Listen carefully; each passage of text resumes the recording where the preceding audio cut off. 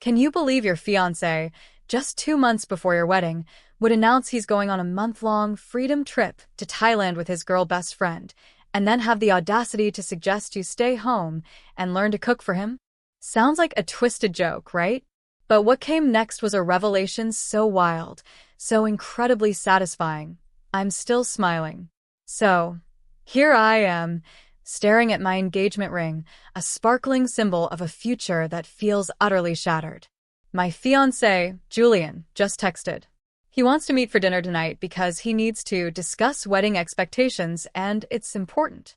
The same Julian who, for the last 6 weeks, has been meticulously planning a month-long escape to Thailand with his female best friend, Sienna. The same Julian who framed our upcoming marriage as him losing his freedom and needing one last adventure before settling down. Yeah, that Julian. Every conversation with him lately has ended with me questioning my own sanity. Because after listening to him quote Sienna's relationship wisdom like she's some kind of guru, after finding their secret text threads where they called me jealous and controlling, after watching him book this entire escape with another woman 2 months before our wedding, I'm starting to think this dinner is going to be the breaking point. Let me explain how we got here, because I need to process this before I walk into whatever fresh nightmare he has planned for me tonight. It all started 6 weeks ago. Julian came home from Sunday brunch with Sienna, buzzing with this weird, nervous, but undeniably excited energy. Like a kid about to pitch an idea he knows is completely outlandish. I was sitting at the dining table, meticulously folding wedding RSVPs, checking off names of people who'd be watching us get married in just 2 short months. He sat down across from me, a serious, almost self-important expression on his face. He said Sienna had opened his eyes to something he'd been feeling but couldn't articulate. Marriage, he declared, is forever, and forever is a really long time.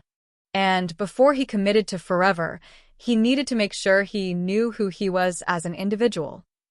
Because once we got married, he'd be locked into family obligations and responsibilities and routines. He claimed he'd never have another chance to just be spontaneous and free and himself. He needed one last trip before the wedding. 1 month in Thailand, with Sienna, to find himself before he lost himself in marriage. I sat there, a stack of RSVPs in my hand, cards from people who'd already bought plane tickets and booked hotels to watch us promise forever to each other. I just stared. Is this a joke? I asked, my voice barely a whisper. He said, no, he was completely serious. Apparently, Sienna takes these freedom trips with all her friends before they get married, and she'd been explaining to him how crucial it is for his mental health and our future relationship. That the strongest marriages are between two people who know themselves as individuals first. I was floored. Why can't you take a trip with your guy friends? I asked, desperation creeping into my voice. Or, why can't we take a trip together? He scoffed. His guys would just want to party and wouldn't give him space for real self-reflection. And taking a trip together would defeat the entire purpose. He needed distance from us to figure out if he was truly ready for us to become permanent. He needed to experience life without me to make sure he wanted life with me. The way he said it made our engagement sound like a colossal mistake he needed to verify before it was too late. Like proposing had been an impulsive act, and now he needed to double-check his work. When I pointed that out, he got defensive. You're being dramatic, he said, as if I was the unreasonable one. Engagement is just a promise, but marriage is legally binding, and it's actually really mature of me to want to make sure I'm mentally prepared. He claimed most people don't have the self-awareness to recognize their needs before it's too late. Over the next few weeks, the arguments were relentless. Every conversation circled back to his trip. He'd already started planning with Sienna. I'd overhear their calls about temples and beaches and full moon parties. They had whole itineraries mapped out. When I tried to talk to him about my concerns, he'd shut me down with infuriating therapy speak. You're trying to control my autonomy, he'd lecture. Your discomfort with my female friendships reveals your insecurities. If you really trusted me, you wouldn't have a problem with this. He kept quoting Sienna like she was some enlightened relationship guru. Sienna says, Couples who give each other radical freedom have the strongest bonds. Sienna thinks people who need constant reassurance aren't ready for marriage. Sienna believes I need to explore this now, or I'll resent you later. Every single concern I raised, every boundary I tried to set, was met with something Sienna had apparently said about why I was wrong. I finally snapped. When did Sienna become the authority on our relationship? I demanded. She's been single for 3 years. She's never even lived with a partner. Never been engaged. What qualifies her to give advice about marriage? Julian got this pitying look on his face. That's exactly why her perspective is valuable, he said, like he was explaining basic physics to a child. She isn't emotionally compromised like you are. She can see our relationship objectively while you're too close to it. Too invested in the wedding to think clearly about the marriage. Too invested in the wedding? Our wedding, that we've been planning together for 8 months. Suddenly, that was a character flaw. Then I found the messages. I wasn't snooping, I swear. He left his iPad open on the kitchen counter, and the messaging app was right there. Months of conversations between him and Sienna that made my blood run cold.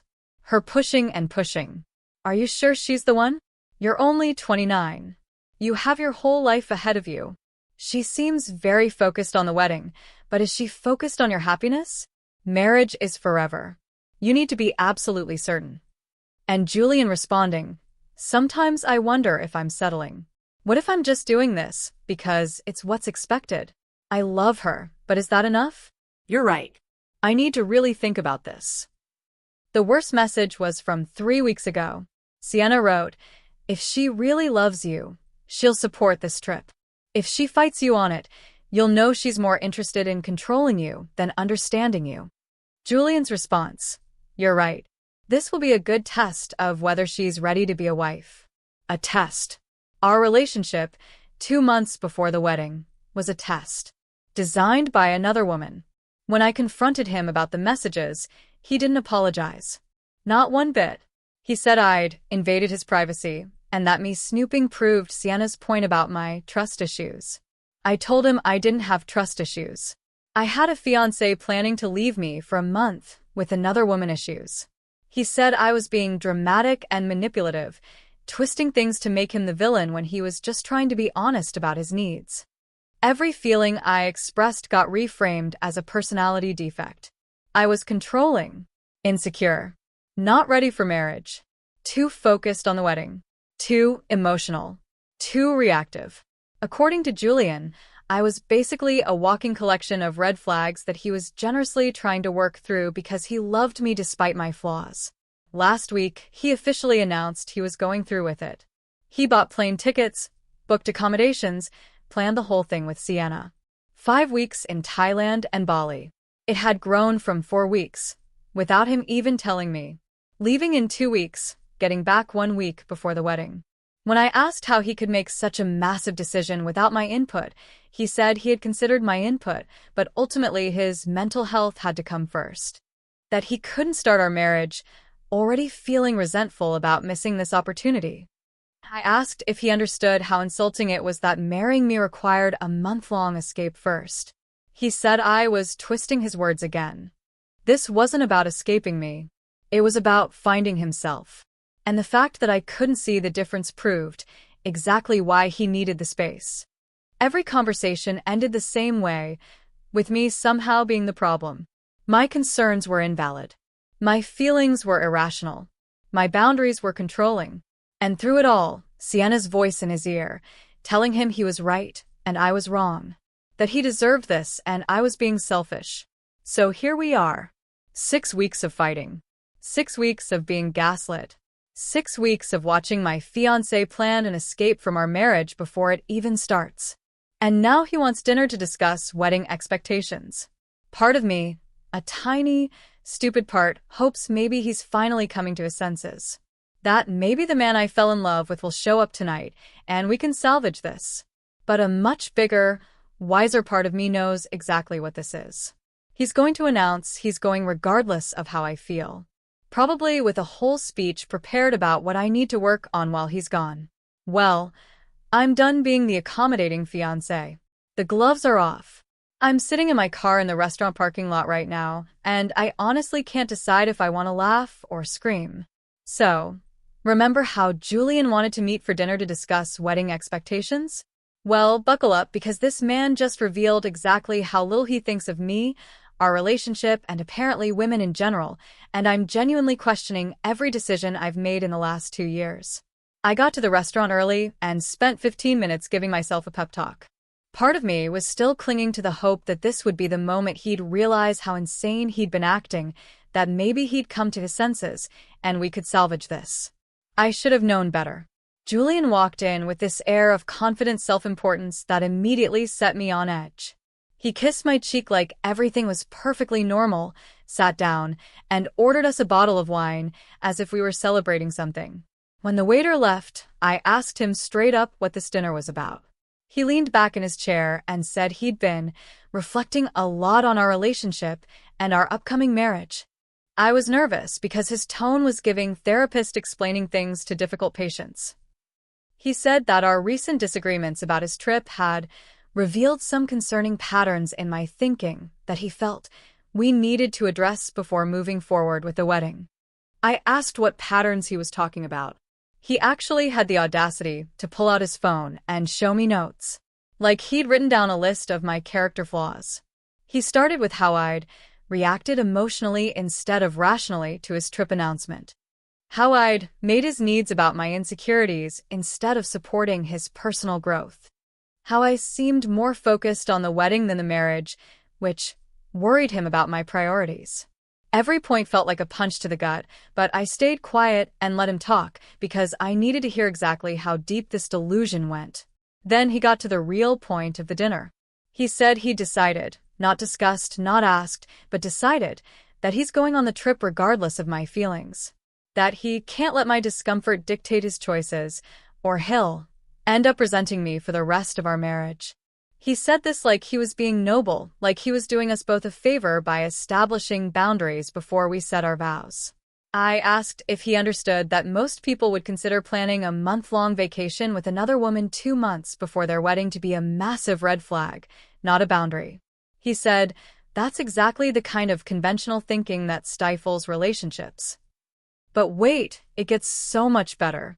He then launched into what he'd planned for me while he was gone. He said, and I'm quoting here because I'll never forget these words, I think you should use this time to really focus on preparing for your role as my wife. I asked him what he meant by that, and he actually smiled like he was about to give me helpful advice. He said that since I'd been so focused on my career, I hadn't really thought about the domestic side of marriage. That his mom had mentioned I didn't know how to make his favorite meals, and maybe I could take some cooking classes.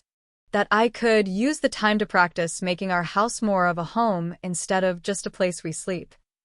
I sat there in complete shock as he kept going. He said marriage would require me to shift my priorities a bit, maybe consider going part-time at work eventually so I could focus more on our home life and future family. That Sienna had really opened his eyes to how important it is for wives to support their husbands' ambitions instead of competing with them. That the strongest marriages have clear roles and expectations, and he wanted to establish that now before we made things official. I finally found my voice. Are you seriously telling me I need to become a 1950s housewife while you go on vacation with another woman? He got this frustrated look and said I was twisting his words. That he just wanted me to understand that marriage requires sacrifice and compromise. And right now, he wasn't seeing much willingness to compromise from my end. I pointed out that I'd been compromising our entire relationship while he demanded I accept increasingly disrespectful behavior. He said, that's exactly what he meant about my attitude. I saw support as disrespect, which revealed a fundamental misunderstanding of partnership. Then came the line that made me realize I was talking to a stranger. He said, and I quote, supportive wives don't question their husbands' female friendships. If you can't handle me having close women friends, you're not ready for marriage. Part of being a wife is trusting your husband completely and not creating drama where none exists. I asked him how he'd feel if the roles were reversed. If I announced I was taking a month-long trip with a male friend 2 months before our wedding, told him to use the time to work on being a better husband, and suggested he go part-time at work to support my career better. The look on his face was everything I needed to see. For just a second, his mask slipped, and I saw pure outrage at the idea of me doing exactly what he was demanding I accept from him. But he caught himself quickly. That would be different, he declared. Because men and women have different relationship needs. That women are naturally more nurturing and home-focused, while men need more freedom and independence. That comparing our situations wasn't fair because the dynamics are fundamentally different. I told him that was the most sexist thing I'd ever heard him say. He said, "It wasn't sexist. It was biological reality." And the fact that I was offended by basic gender differences showed how influenced I'd been by modern feminist nonsense that was destroying healthy relationships. I couldn't even respond to that.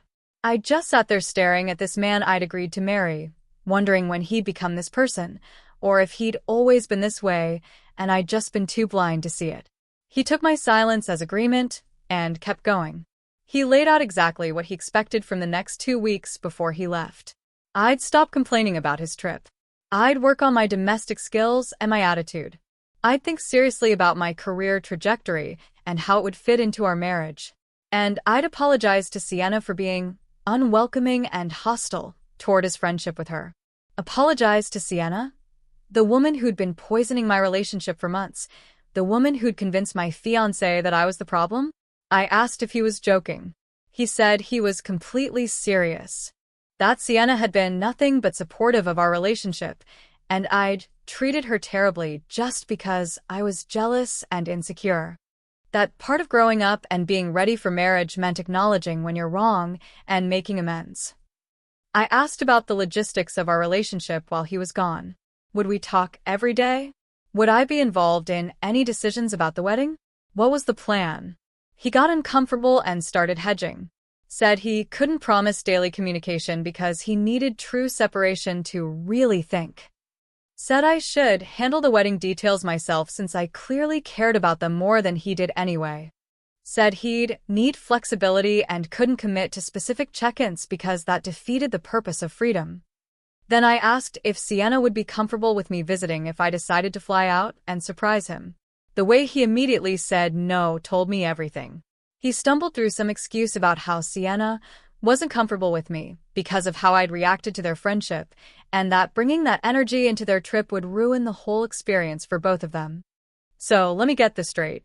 My fiancé was going on a month-long vacation with a woman who specifically didn't want me around.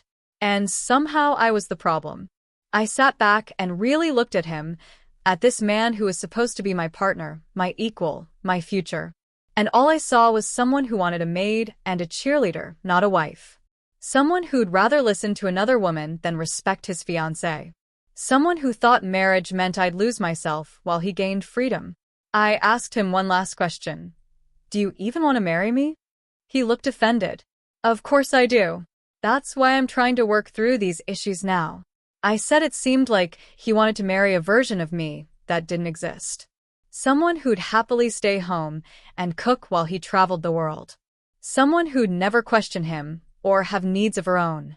Someone who'd put his freedom above her own dignity.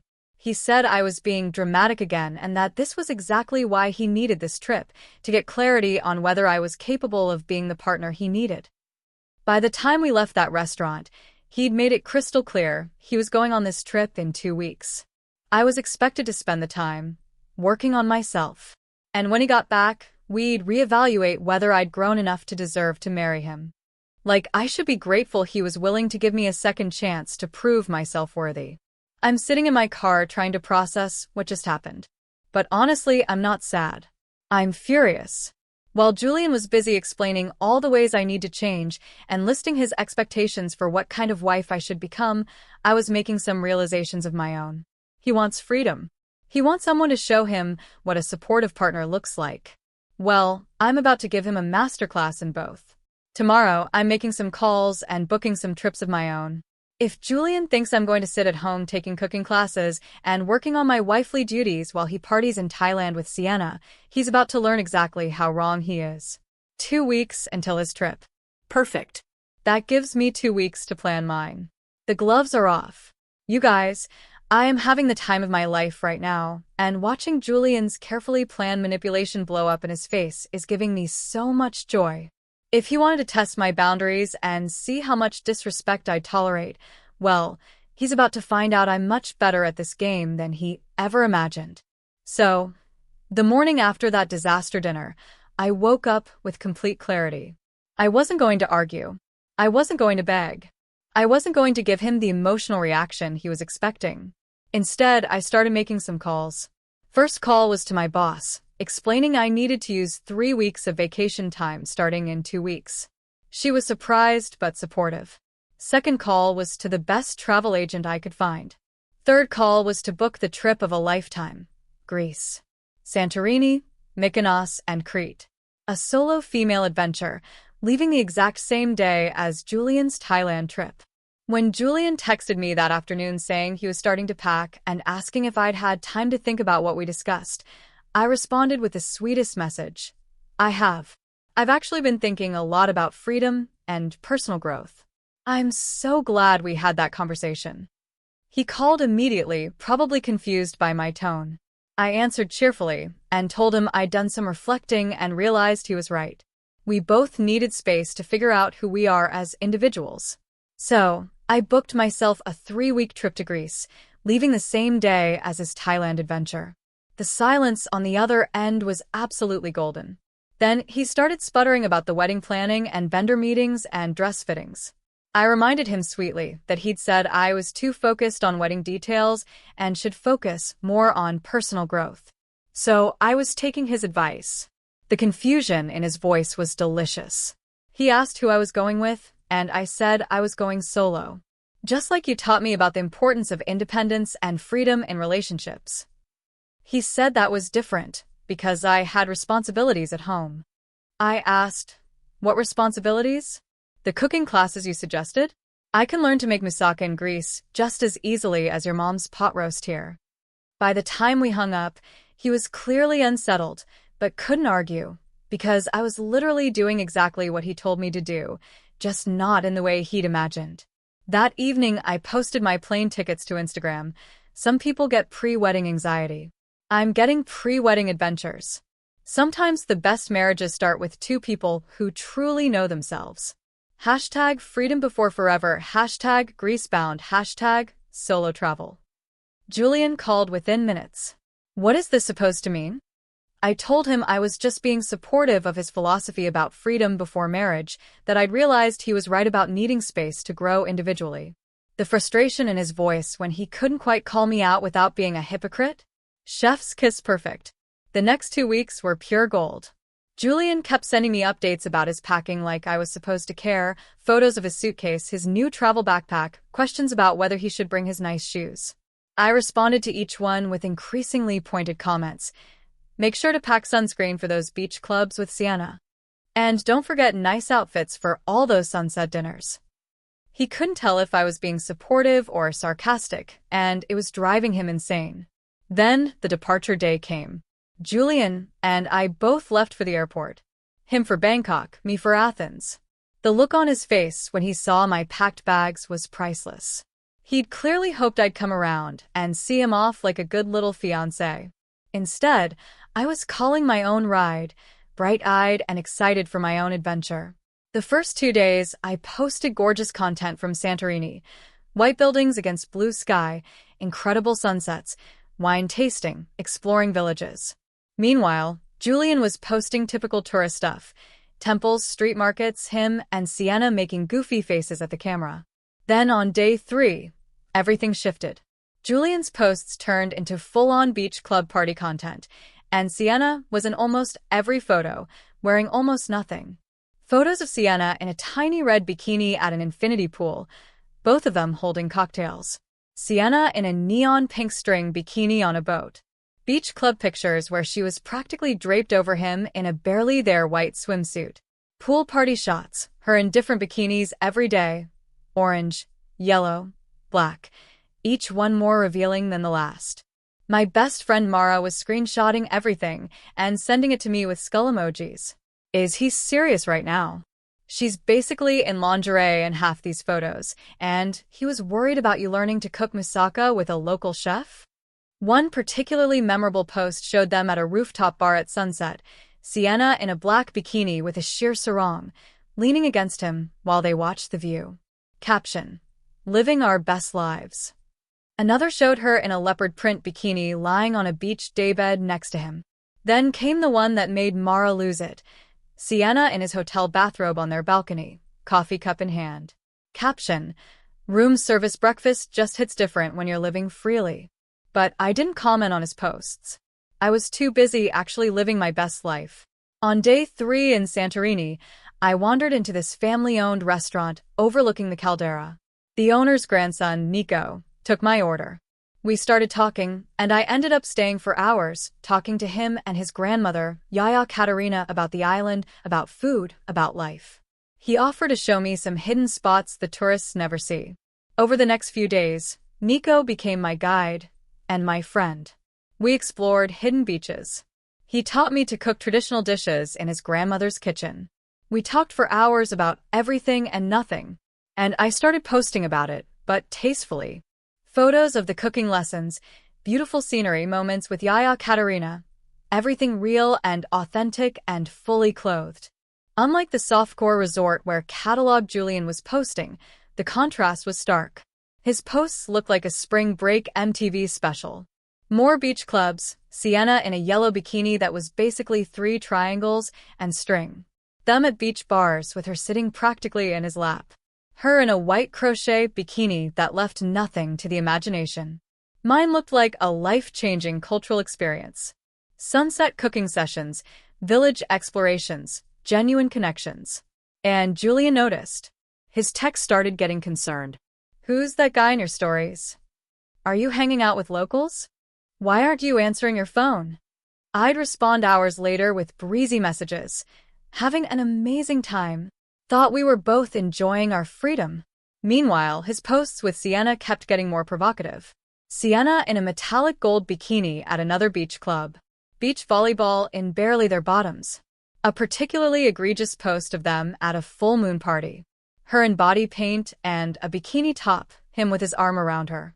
The internet is forever, and he was documenting all of it. Mara sent that one with, "I'm sorry, body paint." And he's got his arm around her. And he questioned you about making pasticcio with a Greek grandmother? But the best part was watching Julian spiral. By week 2, his texts had gone from concerned to panicked. We need to talk about boundaries. I don't think it's appropriate for you to be spending so much time with some random guy. Are you even thinking about our wedding? I reminded him that he'd spent 6 weeks telling me that opposite-sex friendships were perfectly normal and that anyone who had a problem with them was insecure. That I was just being mature and trusting, like he'd asked me to be. The hypocrisy was so blatant, he couldn't even argue back. Meanwhile, I was genuinely falling for this new life. Nico was kind and funny and treated me like an equal. We'd spend mornings at the beach, afternoons cooking with Yaya Katerina, evenings watching sunsets and talking about our dreams. There was no pressure, no games, no tests. Just 2 people enjoying each other's company and seeing where it went. My posts reflected that genuine joy, real laughter, authentic experiences. His posts were still party-focused, but there was something desperate about them now. More beach clubs, Sienna in a blue sequin bikini, more bikini shots, red string bikini at sunset. But the captions were getting defensive, living without apologies. And some people understand freedom, some people don't. By the end of week 2, Julian was trying to video call me multiple times a day. I'd decline and text back that I was busy or that the connection wasn't good. The few times I did answer, I kept it short and sweet. Yes, I was having an amazing time. Yes, Nico was wonderful. Yes, I was learning so much about myself. And then I'd have to go because we were heading to another beach or another family dinner or another adventure. His last string of posts before everything fell apart were almost sad. More full moon party content. Sienna in neon body paint and a bikini top. Different angles of the same party, him trying to look like he was having the time of his life. But I could see the cracks, the forced smiles, the try-hard captions. Then on Sunday of week 3, the messages got desperate. We need to talk immediately. Something happened with Sienna. I want to come home early. This trip was a mistake. But I was too busy being happy to care. I was at a beach bonfire with Nico and his friends, watching the sunset, speaking broken Greek and laughing at my mistakes, eating amazing food, feeling more myself than I had in years. Some people plan freedom trips to test their partners, but some people discover that real freedom has nothing to do with tests or trips or proving points. It's about choosing yourself and refusing to accept less than you deserve. Julian's about to find out that while he was busy posting bikini pics with his friend, I was busy falling in love with an actual life worth living. I literally cannot stop smiling at what just happened. Julian video called me and completely melted down on camera. And honestly, it was exactly what he deserved. So, after 3 weeks of increasingly panicked messages from Julian about needing to talk and how things went wrong with Sienna, I finally answered his video call. I was at Nico's family restaurant during golden hour, the sun setting over the Mediterranean behind me. I looked genuinely happy because I was genuinely happy. Julian, on the other hand, was calling from some dingy hostel in Bangkok, looking absolutely wrecked. He immediately launched into this whole sob story about how Sienna had met some Australian guy named Dylan and ditched him over a week ago. How he'd been alone in Thailand. How the trip wasn't what he'd expected. How he wanted to come home early and work on us. He looked like he'd been sleeping in his clothes, and I felt absolutely nothing but relief that I hadn't wasted more time on him. I calmly told him, "I'm not coming home, Julian." His face went through about 5 emotions in 3 seconds. Confusion, disbelief, anger, panic. "What do you mean you're not coming home? Your trip is almost over. I'm staying in Greece with Nico, and the wedding is off." The explosion was immediate. Over some vacation fling. "You're throwing away our entire relationship for some guy you just met." I stayed completely calm, which seemed to make him even angrier. "You threw it away when you told me marrying you meant losing your freedom. Turns out I was the one trapped. Greece didn't just give me freedom, Julian. It gave me clarity." He started sputtering about how we could work through this, how his trip was a mistake, how he'd been wrong. I cut him off. "I've spent 3 weeks with someone who treats me as an equal, who doesn't think supporting me means silencing myself, who doesn't need to run away to another country with another woman to figure out if he wants me." The contrast is pretty stark. That's when he shifted to anger. Started yelling about how I was being vindictive and irrational. How I was throwing away 2 years over nothing. How I'd planned this whole thing to hurt him. I reminded him that he'd literally told me to work on myself while he was gone. So I did. I worked on remembering what it felt like to be valued. And you know what's funny, Julian? I've been more productive working remotely from Greece than I ever was listening to you tell me I should go part-time. Turns out I didn't need to sacrifice my career. I needed to leave you. He completely lost it then. Screaming about how Nico was probably just using me. How I was being naive. How I'd regret this. All while looking like he hadn't showered in days, sitting in a hostel bed alone because his best friend had abandoned him. "Speaking of using people," I said sweetly, "how's Sienna?" "Oh, wait. She left you for Dylan. Or did she?" "Because I'm curious, Julian, does Dylan even exist?" The look on his face told me my suspicion was right. There was something he wasn't saying about Sienna's disappearance, but I didn't need to know the details. I just needed to be done. "Here's what's going to happen," I said calmly. "You're going to handle canceling all the wedding vendors. You're going to tell everyone why the wedding is off.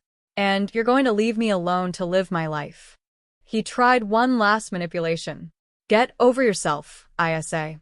I'm giving you one last chance to stop being ridiculous before we're done." I actually laughed. "Julian, we've been done since you told me to learn to cook while you partied with another woman in bikinis.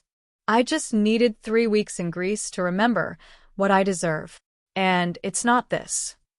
While you were posting thirst traps with Sienna at beach clubs, I was building something real. While you were testing my loyalty, I was discovering I deserve someone who never makes me prove my worth. While you were finding yourself, I was finding someone who never made me feel lost." I could see movement in the background of his video. "Good. Let whoever was there hear this. Enjoy explaining to everyone how you threw away your fiancé for a freedom trip. How you chose your single friend's advice over your partner. How you posted bikini photos with another woman 2 months before your wedding and then got mad when I actually took your advice about independence. Then I hung up while he was still trying to respond, blocked his number, and turned to Nico, who'd been pretending not to watch from across the restaurant. He came over and I kissed him properly for the first time, and it felt like coming home in a way my actual home never had. My phone exploded with messages from friends and family after Julian apparently started calling people to tell his version of the story. But Mara had already been group texting everyone screenshots of his bikini-filled Thailand posts and my message about him wanting me to learn to be domestic while he was gone. The support was overwhelming. 3 days later, Mara sent me the tea I'd been waiting for. Sienna wasn't some innocent friend. She was a con artist who'd been running a long game. There was no Dylan. She drained Julian's bank account, maxed out his credit cards, and stolen his passport before disappearing. He'd been stranded in Bangkok for 2 weeks, had to call his parents for emergency money to get home. The police report Mara found online revealed Sienna had done this to multiple men. Fake identity, fake friendship, real theft. Julian had literally thrown away our relationship for a scammer who saw him coming from a mile away. I sent Mara back. He really threw away a real woman for a literal criminal. The universe has a sense of humor, Mara added. And all those bikini photos are still up. The internet is forever. Everyone can see him draped all over a known scammer. Apparently, Julian's parents had asked about me, devastated they'd lost me as a future daughter-in-law. His mom had told Mara I was the best thing that ever happened to him. But I was already gone, already building a new life. 3 months later, mutual friends reported Julian was back home living with his parents, broke, trying to rebuild his credit, and dealing with the humiliation of everyone knowing he got scammed by his best friend. 6 months later, I'm still in Greece. Extended my visa, working remotely for my company, helping out at Nico's family restaurant when I can, learning Greek from Yaya Katerina, cooking family recipes, integrated into village life. I'm happy in a way I didn't know was possible. My last Instagram post was simple, a photo of me and Nico at a beach bonfire. Genuine laughter surrounded by friends. Caption: chose freedom. Found myself. Never settling again. Mara commented, from almost bride to Greek island goddess. This is what choosing yourself looks like. To anyone dealing with someone who thinks they can test you, manipulate you, or make you smaller to fit their vision, don't argue. Don't beg. Just choose yourself and watch them realize too late what they lost. Julian wanted freedom. He got it. Just not the kind he imagined. And I got something better. A life where I'm valued, respected, and truly free. Living well really is the best revenge. What would you have done in my place? Have you ever had a relationship derailed by someone else's friendship? Tell me what you think. I really want to know.